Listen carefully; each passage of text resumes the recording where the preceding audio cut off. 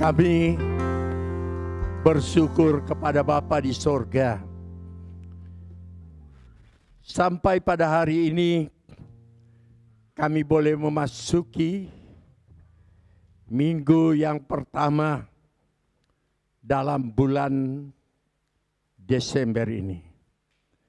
Dan hati kami selalu penuh dengan ucapan syukur atas karya daripada Tuhan Yesus yang terbesar di dalam hidup kami. Sampai hari ini kami masih ada sebagaimana kami ada. Kami masih ada di dalam pertolongan Tuhan, perlindungan Tuhan. Terima kasih Bapa di dalam surga. Engkau mengurapi kami di dalam pelayanan kami. Berbicaralah menurut kehendak-Mu Tuhan, supaya kami mengerti arti daripada kelahiran-Mu di dalam dunia ini. Terima kasih Bapa, di dalam namanya Tuhan Yesus Kristus kami berdoa. Haleluya. Amin. Silakan duduk. Salam Bapak Ibu, puji Tuhan, tidak terasa kita sudah menjalani kehidupan ini selama setahun. Sampai pada penghujung tahun 2020 ini, bulan Desember. Dan sebagaimana di dalam program-program gereja, kita tidak akan merayakan hari Natal seperti tahun-tahun sebelumnya. Tetapi kita bersyukur karena kita bisa memperingati akan hari yang sangat bersejarah di dalam hidup ini. Kita bersyukur kepada Tuhan Yesus Kristus oleh karena anugerahnya kita bisa ada sebagaimana kita ada. Saudara-saudara sekalian, setiap hari Natal orang merayakan acara itu dengan bermacam-macam cara.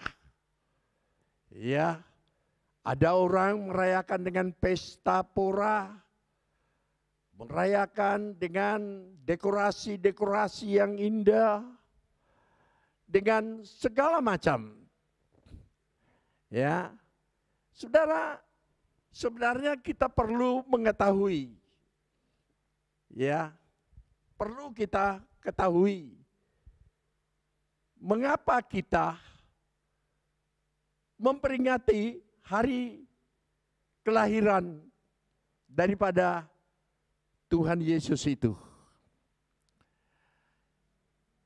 Saudara, di luar Israel itu merayakan, memperingati. Kalau orang Israel sendiri tidak pernah memperingati. Mereka punya satu perayaan yang namanya Hari Raya Pondok Daun, yang seringkali dipanggil dengan kata Sukot. Nah, tetapi di luar Israel ini orang merayakan, ya, dengan bermacam-macam cara. Nah, saudara-saudara, ini perlu kita mengerti sedikit tentang kelahirannya Tuhan kita Yesus Kristus. Ya, sebenarnya 2.700, saudara boleh catat, 2.762 tahun yang lalu. Ini satu nubuat sudah dinubuatkan. Saya tidak bisa menghitungkan ya berapa banyak generasi. Tetapi Tuhan berjanji suatu janji yang Dia harus tepati janji itu.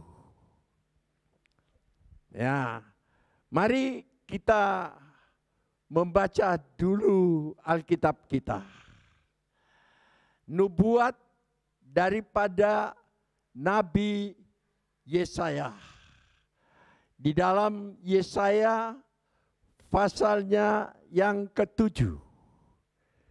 Ayatnya yang ke-14. Nanti istri saya akan membacakannya. Yesaya 7 ayat yang ke-14, demikian bunyi firman Tuhan. Sebab itu Tuhan sendirilah yang akan memberikan kepadamu suatu pertanda. Sesungguhnya seorang perempuan muda mengandung dan akan melahirkan seorang anak laki-laki, dan ia akan menamakan dia Immanuel. Immanuel. Tuhan sendiri yang berkata ini melalui seorang nabi, nubuat. Dan ini merupakan janji. Ini terjadi pada 742 tahun sebelum Tuhan Yesus lahir. Ya, nubuat bahwa akan terjadi seorang, di dalam terjemahan yang lain itu seorang perawan. Di sini ditulis anak darah. Seorang perawan, seorang wanita akan melahirkan seorang anak laki-laki, dan namakan, orang memanggil dia dengan perkataan Immanuel. Nah, kata Immanuel ini seringkali kita dengar. Ya. Dan orang menerjemahkan Immanuel itu dengan suatu terjemahan Tuhan beserta kita. Begitu. Tuhan beserta kita. Saya katakan tidak terlalu berarti bagi kita kalau kita tidak belajar. Sebab kalau namanya Tuhan itu bentuknya jamak, tidak tunggal, ya. Orang Buddha punya Tuhan, orang Hindu punya Tuhan, orang Islam punya Tuhan, orang Kristen punya Tuhan. Dan tiap-tiap agama itu punya Tuhan. Yang mana? Nah, saudara-saudara, saya mau sedikit kasih penjelasan bahwa Tuhan kita itu Esa. Tuhan yang Esa. Esa artinya itu satu, tidak pernah berubah. Ya. Nah, kemudian kita buktikan. Ya, kita harus buktikan yang namanya Esa itu bagaimana? Ya. Saudara, pada waktu Kain dan Habil mempersembahkan korban kepada Tuhan, mereka tidak tahu namanya Tuhan yang mana. Nah, itulah sebabnya ada kata sesembahan. Sesembahan.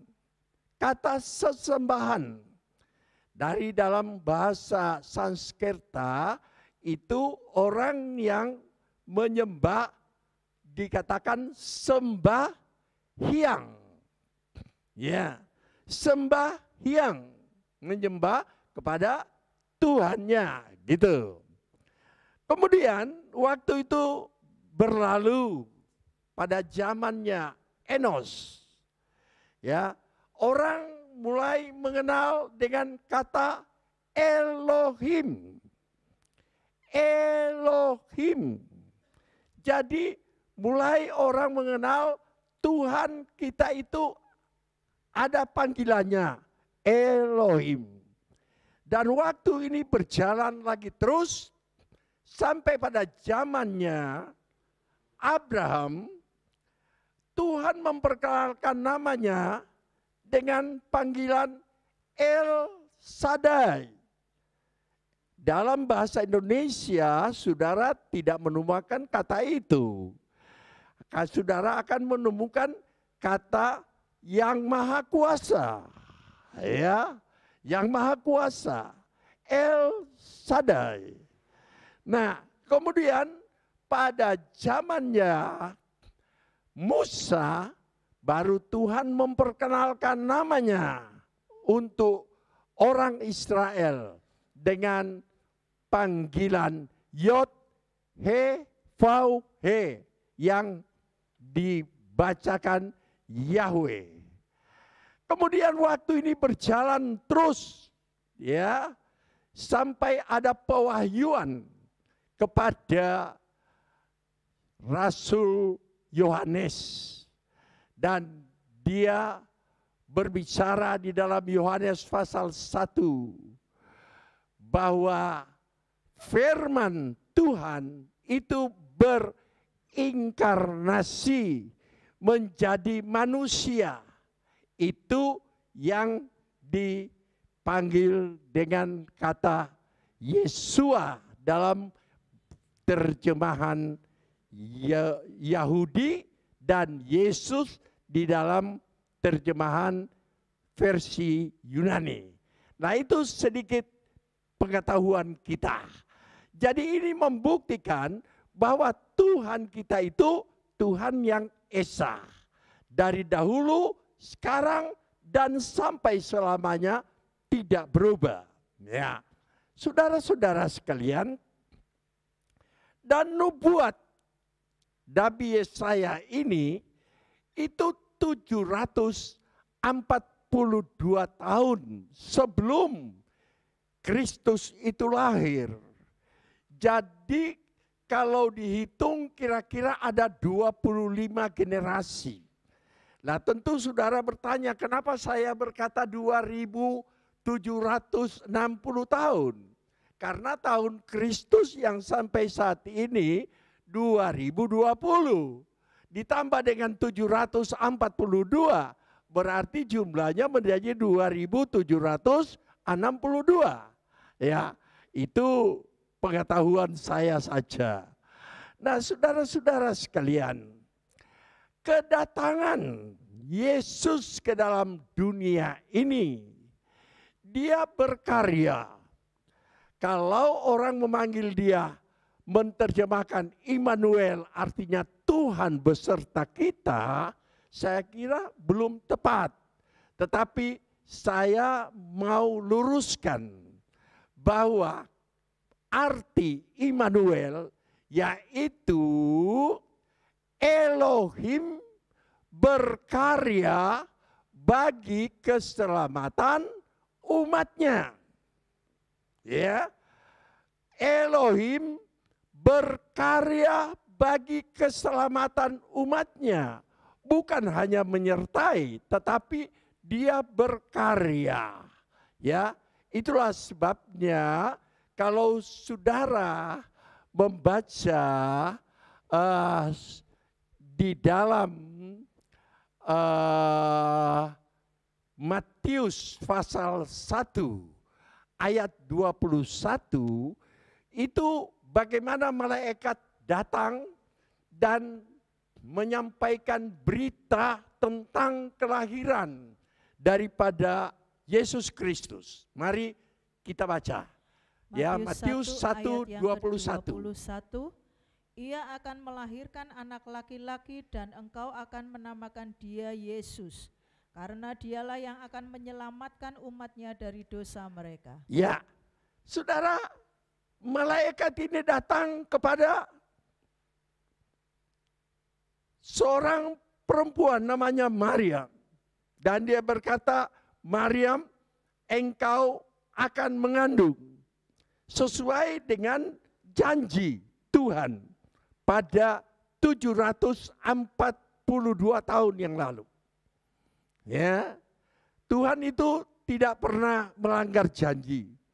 Tuhan tidak pernah melupakan janjinya. Dia tepati janjinya. Dan dia katakan, dia akan melahirkan seorang anak laki-laki.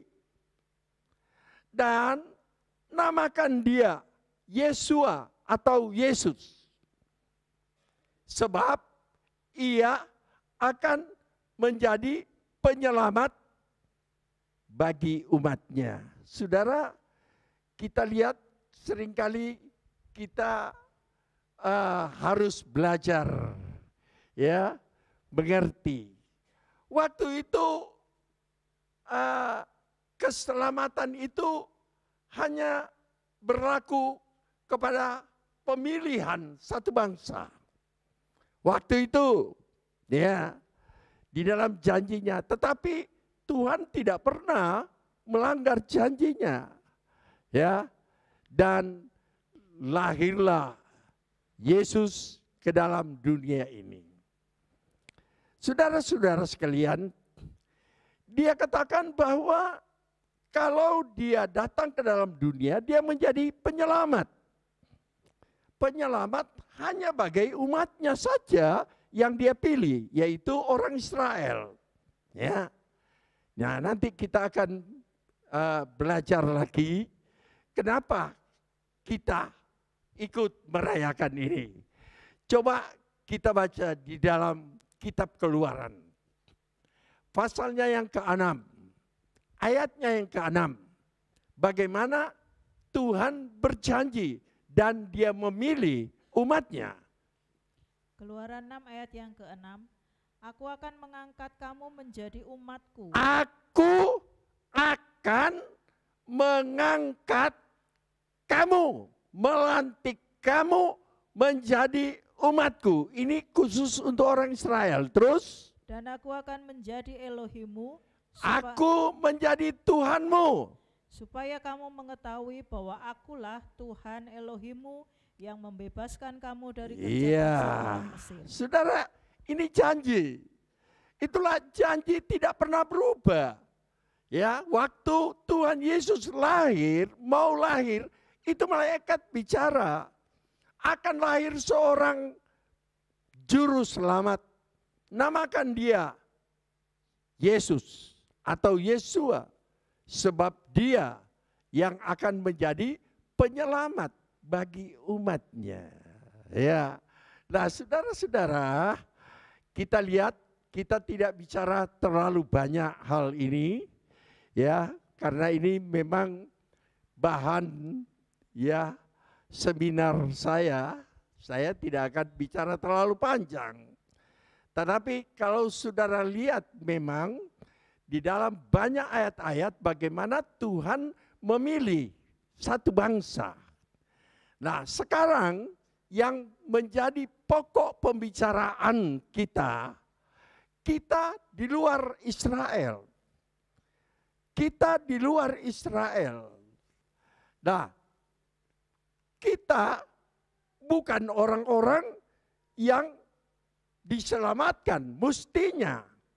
Ya, itulah sebabnya Paulus ya menulis hal ini supaya kita mengerti kalau orang Israel itu diselamatkan oleh karena suatu perjanjian dan janji itu ditepati, dan kita diselamatkan bukan karena suatu perjanjian, tetapi kita ini diselamatkan oleh karena anugerah.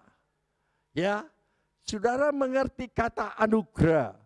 anugerah itu suatu pemberian ya kepada orang-orang yang tidak layak. Nah, itu kita. Ya. Alkitab banyak menulis bahwa kita ini barang-barang yang tidak berguna. Tetapi oleh karena anugerah kita dijadikan barang-barang yang berguna. Kita barang-barang yang hina, tetapi oleh karena anugerah kita dijadikan barang-barang yang mulia. Nah, saudara sekalian, itulah sebabnya keselamatan kita, Natal itu yang paling utama merayakan bukan orang Israel, tapi orang di luar Israel, yaitu saya dan saudara. Ya, kita bersyukur kepada Tuhan, ya. Nah, saudara-saudara, kita lihat di dalam tulisannya Rasul Paulus kepada sidang jemaat yang ada di Efesus. Ya, dia tulis di dalam Efesus pasal 2 ayat 8 sampai ayat 9. Mari tolong bacakan pelan-pelan. Efesus 2 ayat 8 dan 9. Sebab karena kasih karunia kamu diselamatkan oleh iman. Sebab kasih karunia itu anugerah. Oleh sebab anugerah kamu diselamatkan oleh iman. Terus? Itu bukan hasil usahamu. Tetapi iman itu Elohim. Sebentar, pelan-pelan saya eja ya. Tetapi iman itu bukan hasil usahamu, bukan perjuanganmu. Terus? Tetapi pemberian Elohim. Tetapi satu pemberian, hadiah. Terus? Itu bukan hasil pekerjaanmu. Bukan usahamu. Jangan ada orang yang memegahkan diri. Jangan ada yang merasa sombong. Saudara, kita lihat, kita bukan orang-orang yang dijanjikan untuk diselamatkan. Mestinya yang diselamatkan itu orang Israel. Tetapi oleh karena belas kasihan, oleh cintanya kepada kita, maka Dia mengangkat kita. Dalam bahasa Indonesia kita tidak pernah mendapat kata anak angkat. Ya. Tapi kalau di dalam bahasa yang lain, saudara akan menemukan kata adoption. Kata anak angkat. Ya. Nah, saudara-saudara, itulah sebabnya kita ini bersyukur.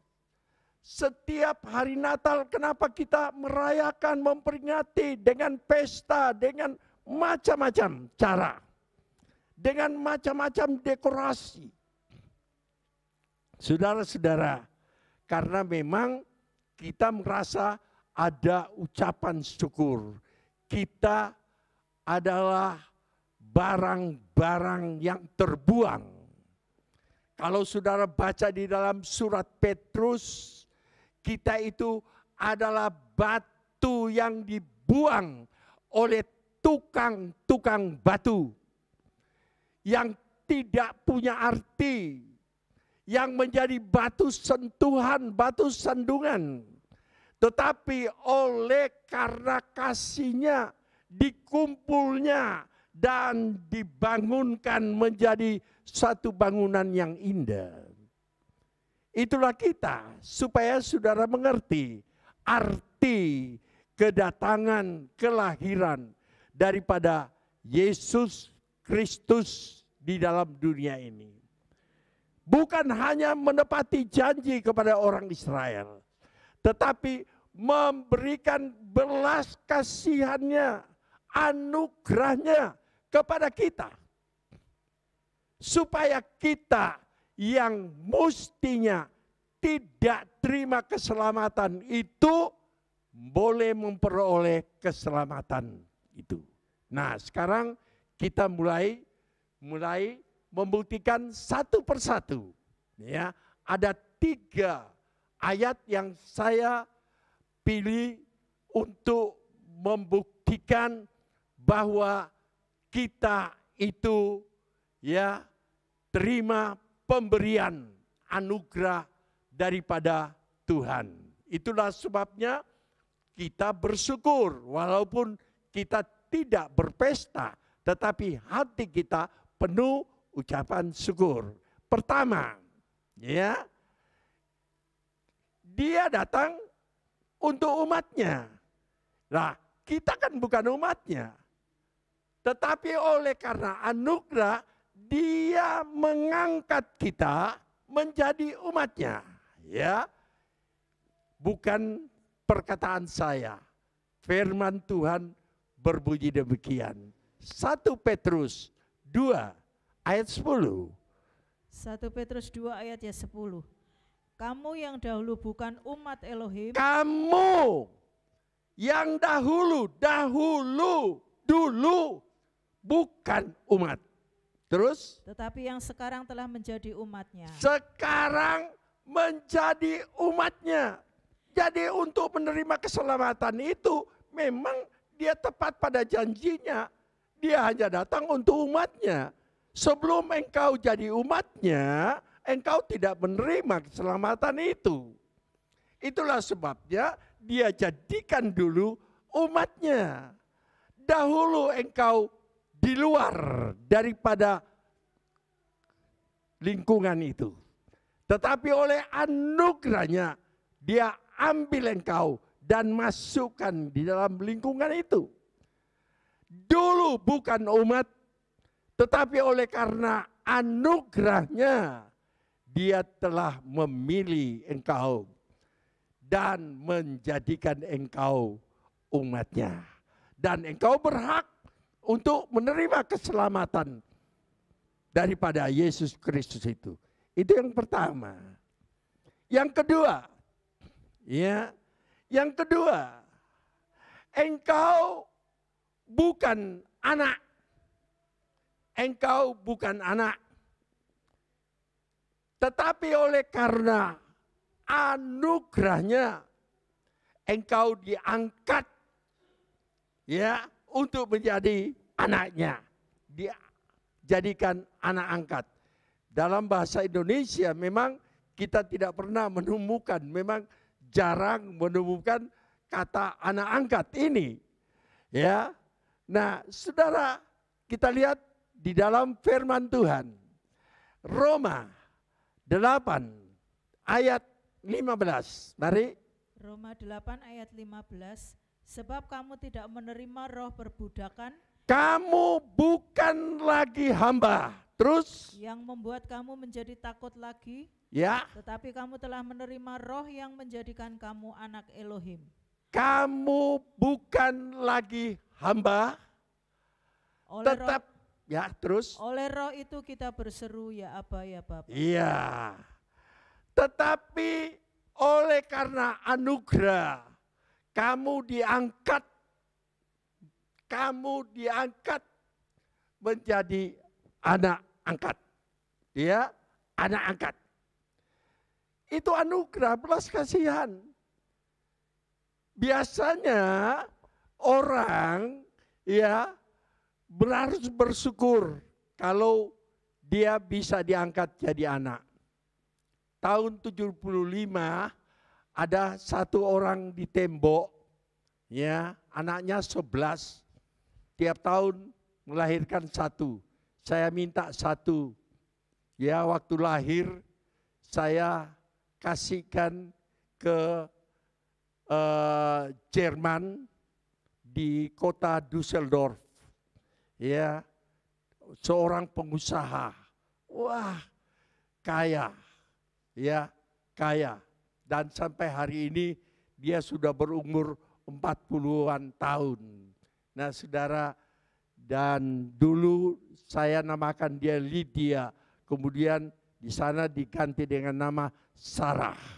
Nah, saudara sekalian, satu waktu pada tahun 80-an waktu saya ada kesempatan ke sana, saya bertemu dan dia berkata, wah saya ini kepingin tahu Indonesia. Dalam hatiku, kamu itu mestinya orang Indonesia. Tapi oleh karena kemurahan kamu diangkat jadi anak angkat. Ya. Nah saudara-saudara, anak angkat. Itulah sebabnya dia tidak memanggil lagi di sini Papa, tapi dia memanggil orang yang mengangkatnya jadi Papa. Begitupun kita, ya. Kita tidak perlu khawatir lagi oleh karena iman yang diberikan oleh Tuhan. Iman artinya sesuatu yang tidak mungkin menjadi mungkin. Oleh karena Tuhan, itu iman. Sesuatu yang tidak mungkin menjadi mungkin. Ya. Sesuatu yang tidak pernah bisa oleh manusia, tetapi oleh Tuhan itu semua bisa jadi, ya.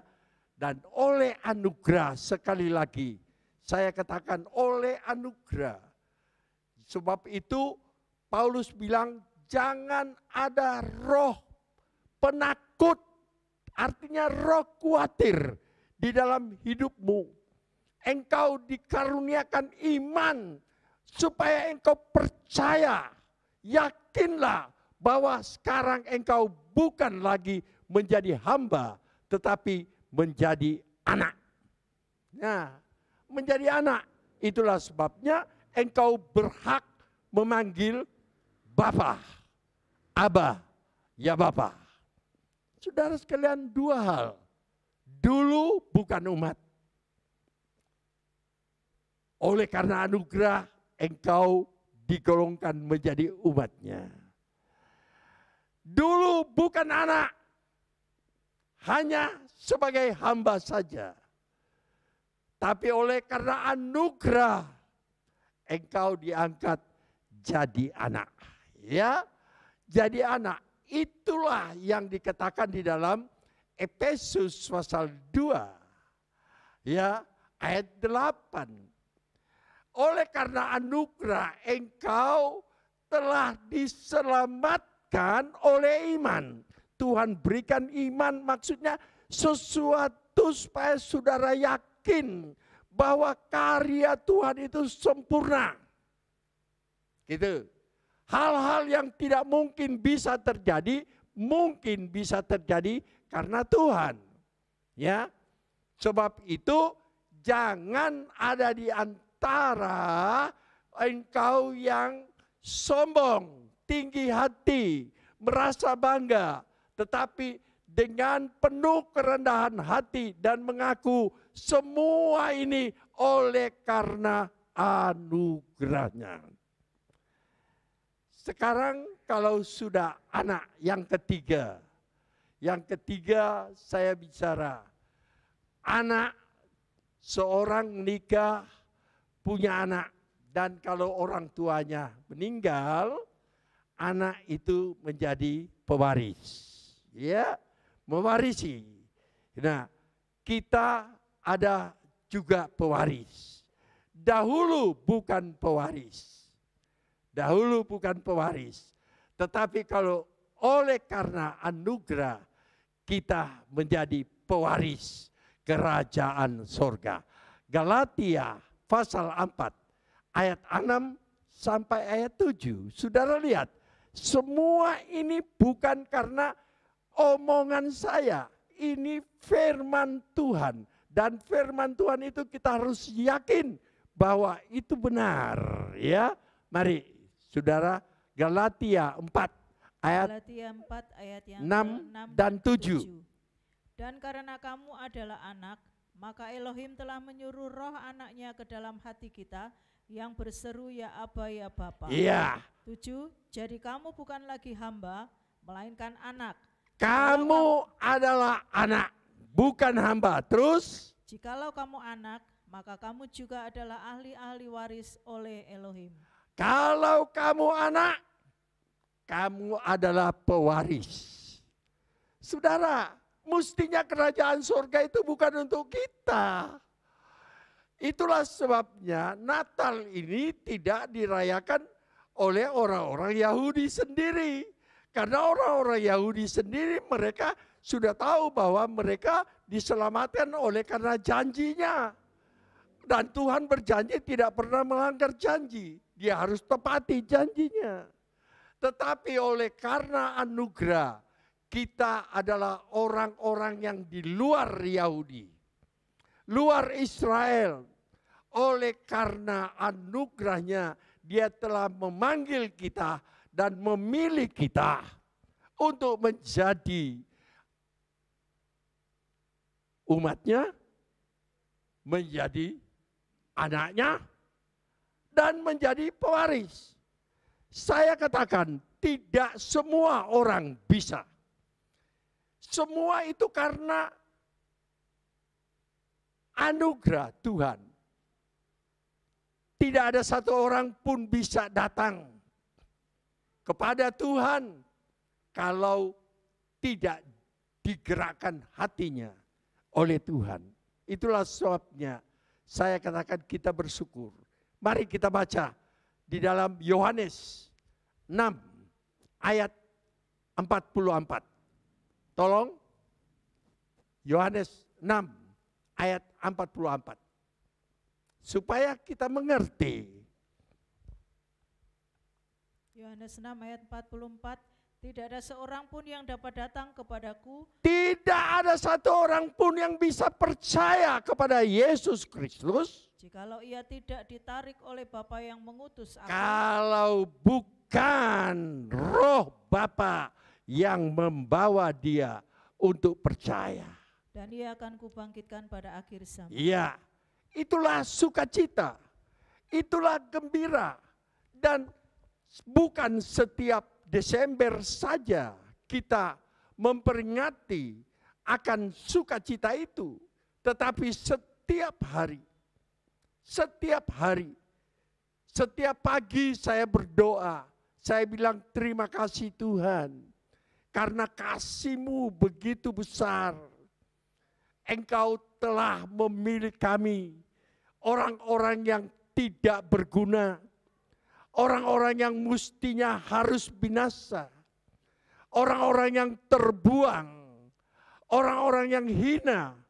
Tetapi oleh karena anugerah-Mu Engkau sudah angkat kami, dan kami menjadi indah di pemandangan Tuhan. Itulah sebabnya judul atau tema pada bulan Desember ini nanti akan dilanjutkan oleh saudara-saudara kita, baik itu istri saya, Bu Rahel, saudara Yance, yang akan meneruskan tema daripada tahun Natal ini, yaitu Immanuel, artinya Elohim berkarya bagi keselamatan umatnya. Kita bersyukur, bergembira, ya walaupun tidak pesta seperti tahun-tahun yang lalu, tetapi sepanjang hari, sepanjang tahun ini kita bersyukur oleh karena anugerahnya Dia telah mengangkat kita. Dia menjadikan kita umatnya. Dia mengangkat kita menjadi anaknya. Dan kita mendapat hak untuk mewarisi kerajaan surga. Kekal selama-lamanya. Tuhan Yesus memberkati kita semuanya. Mari kita akan berdoa. Kami bersyukur kepada Bapa di sorga. Kami tahu kami memperingati hari kelahiran-Mu ke dalam dunia ini. Sebab Engkau punya rencana yang indah. Bukan saja untuk orang Israel sendiri saja. Tetapi untuk kami yang di luar Israel. Oleh karena anugerah-Mu, Engkau telah mengangkat kami menjadi umat-Mu. oleh karena anugerah-Mu, Tuhan, Engkau telah mengangkat kami menjadi anak angkat. Dan oleh karena kami adalah anak, maka kami berhak untuk mewarisi kerajaan surga. Itulah karya-Mu yang terbesar di dalam kehidupan kami. Itulah sebabnya Engkau telah datang ke dalam dunia.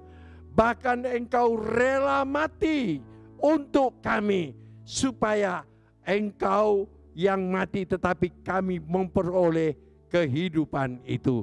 Terima kasih Tuhan Yesus. Terima kasih buat kasih setiamu, buat anugerah-Mu di dalam kehidupan kami. Di dalam namanya Tuhan Yesus Kristus kami berdoa. Haleluya. Amin.